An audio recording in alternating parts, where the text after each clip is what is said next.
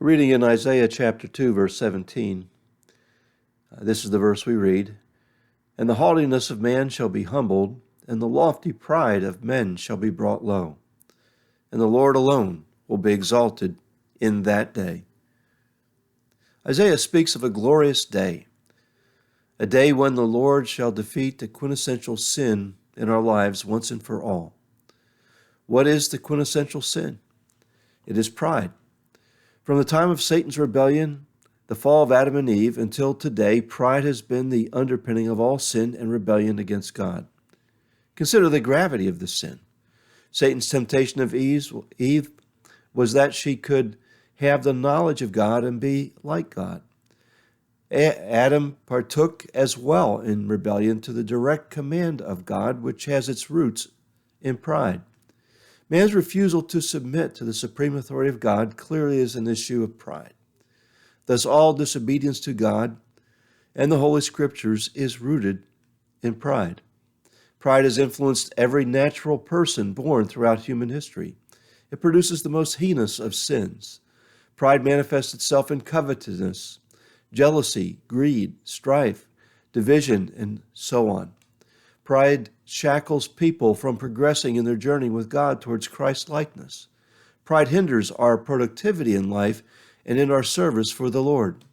Pride causes people to be opinionated and summarily reject the thoughts and ideas of others without consideration. Pride is the most deceptive of sins, for it masks itself, causing people to think that they do not struggle with it at all. Thus, people flawed with pride will proclaim their own humility. These same people are quick to point out the splinter in another's eye without pulling the beam out of their own eye. Perhaps the most vile and destructive form of pride is spiritual pride. Spiritual pride is a plague that oppresses the church. And Jesus condemned the Pharisees for manifesting the spirit of self-righteousness, which is pride. How does spiritual pride hinder the church? Have you not seen ministries and churches that have long passed their usefulness and yet are there just because someone in the church started it? Have you never heard this statement, "We've never done it that way before"? Have you not seen people impose their personal preferences, not caring for the preferences of others? Have you not heard of people that, when they could not get their own way, left a church?